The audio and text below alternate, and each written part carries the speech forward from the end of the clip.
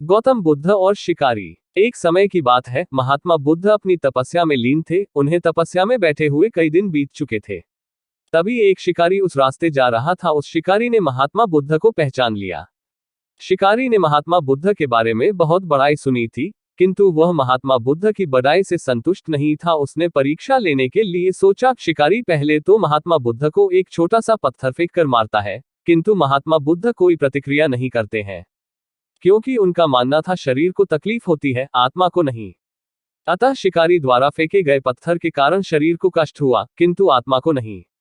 शिकारी कुछ समय सोचता रहा, महात्मा बुद्ध कुछ प्रतिक्रिया करेंगे, किंतु महात्मा बुद्ध अपनी तपस्या में लीन थे। उन्होंने कोई प्रतिक्रिया नहीं की।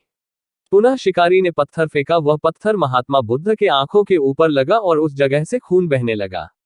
महात्मा बुद्ध को आभास हुआ उनके शरीर से रक्त बह रही है, किंतु वह फिर भी अपनी तपस्या से नहीं उठे। शिकारी को गुस्सा आया और उसने पुनः एक पत्थर और महात्मा बुद्ध की ओर फेंका। महात्मा बुद्ध के शरीर से अब खून अधिक बहने लगी। इतनी पीड़ा महसूस कर महात्मा बुद्ध के आंखों से आंसू निकलने लगा। शिकारी ने महात्मा बुद्ध के पास जाकर पूछा, आपको जब मैंने पत्थर मारा तो आपने कोई प्रतिक्रिया नहीं दी। महात्मा बुद्ध ने बड़े ही सरलता के साथ कहा, क्योंकि इससे मेरे शरीर को कष्ट हुआ है, मेरे मन मस्तिष्क को नहीं। शिकारी अचंभित रह गया। उसने पूछा, फिर आपके आंखों से आंसू क्यों बह रहे हैं?